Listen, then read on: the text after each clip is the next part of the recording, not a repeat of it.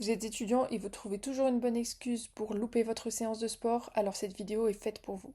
Nous sommes enseignants en APA et aujourd'hui nous allons identifier avec vous les freins à votre pratique sportive et nous vous proposerons des solutions afin de pallier à ces freins. Une des excuses les plus récurrentes est bien sûr le manque de temps. La majorité des étudiants ne pratiquent pas d'activité physique car leur emploi du temps ne leur permet pas.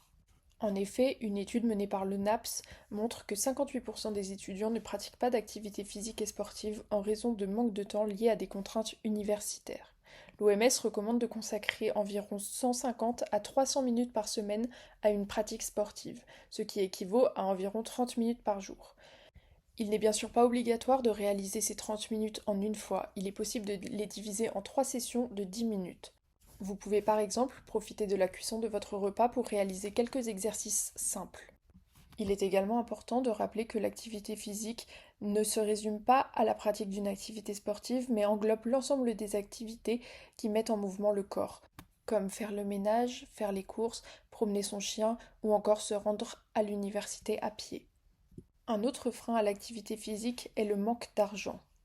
Beaucoup d'étudiants sont dans des situations financières qui ne leur permettent pas de payer un abonnement pour aller régulièrement à la salle de sport ou de s'inscrire dans un club, ni de s'acheter du matériel pour pratiquer seul.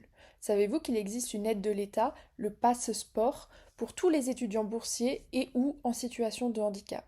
Elle permet une réduction de 50 € pour une inscription dans un club sportif.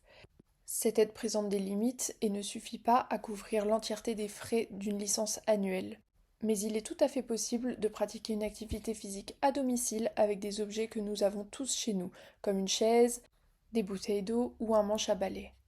Le troisième frein que l'on rencontre fréquemment auprès des étudiants est la fatigue ou le manque d'un sommeil réparateur. Pour les adultes, l'OMS recommande entre 7 et 9 heures de sommeil par nuit. Un sommeil de qualité est essentiel non seulement pour notre bien-être physique, mais aussi pour nos capacités cognitives et notre performance académique. Sachez que la pratique d'une activité physique et sportive permet d'accumuler une bonne fatigue. Elle permet également de sécréter des hormones dites hormones du bonheur, comme les endorphines, et également de diminuer le taux de cortisol qui est l'hormone responsable du stress. Sur le long terme, l'activité physique permet de retrouver un sommeil réparateur essentiel à notre bon fonctionnement. Enfin, j'aimerais partager avec vous une idée qui pourrait bien influencer positivement votre regard sur l'activité physique et sportive. Saviez-vous que la pratique régulière d'une activité physique aurait un impact direct sur votre réussite scolaire? Et oui, la pratique d'une activité physique n'est pas seulement une question de santé physique, mais bien une réelle question de performance intellectuelle.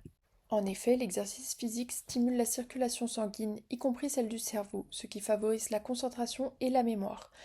De plus, comme je vous le disais, elle aide à réduire le stress, ce qui est particulièrement bénéfique en période d'examen. Alors n'hésitez pas à intégrer une routine sportive à votre emploi du temps. Cela pourrait bien être la clé de votre succès académique.